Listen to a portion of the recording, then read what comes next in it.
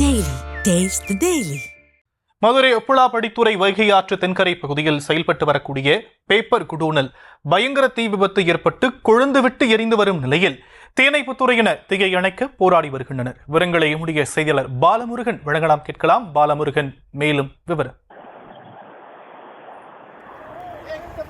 நிச்சயமாக மதுரை ஓப்புலாபடித்துறை பகுதி அருகே வைகை தென்கரை ஓரம் சுப்பிரமணியபுரம் பகுதியைச் சேர்ந்த அப்துல் ரஷீத் மகன் உமர் என்பவருக்கு சொந்தமான தாரிக் பேப்பர்ஸ் என்னும் பழைய பேப்பர் குடோன் செயல்பட்டு வருகிறது.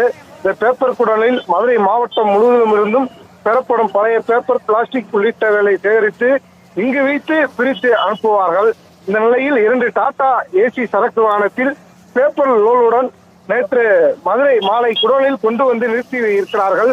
இன்று காலை திடீரென குடலின் கரும்புகை கிளம்பியிருக்கிறது. சிறிது நேரத்தில் தீப்பற்றி எரிய தொடங்கியது. தீ விபத்து குடலில் நிறுத்தப்பட்டிருந்த 2 டாடா ஏசி சரக்கு வாகனம் முற்றிலும் எரிந்து சாம்பலான உடனே முழுவதும் பற்றி எரிய தொடங்கியது. இந்த நிலையில் அக்கம் பக்கத்தினர்கள் உடனடியாக தீயணைப்புத்துறையினருக்கு தகவல் தெரிவித்திருக்கிறார்கள். சம்பவ இடத்திற்கு தல்லாவளம் தீயணைப்புத்துறை வாகனம் மற்றும் டவுன் தீயணைப்புத்துறை வாகனம் என 20க்கும் மேற்பட்ட தீயணைப்பு வீரர்கள் விரைந்து வந்து அப்பகுதியில் எரியும் தீயை அணைத்திருக்கிறார்கள். அதிர்ஷ்டவசமாக குடலில் யாரும் இல்லாததால் உயிர் சேதம் எதுவும் ஏற்படவில்லை. பேப்பர் குடலில் சுற்றிலும் வரிசையாக மீன் கடைகள் மற்றும் பல்வேறு கடைகள் இருந்து வருகிறது. விரைந்து வந்து தீயணைப்பு வீரர்கள் தீயை அணைத்ததால் தீ விபத்து தவிர்க்கப்பட்டது. இந்த தீ விபத்து குறித்து விளக்குத்தூண் போலீசார் வழக்கு பதிவு செய்து விசாரணை நடத்தி வருகிறார்கள். Sham,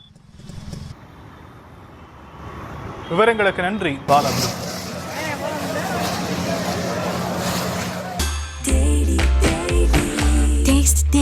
Taste the Daily.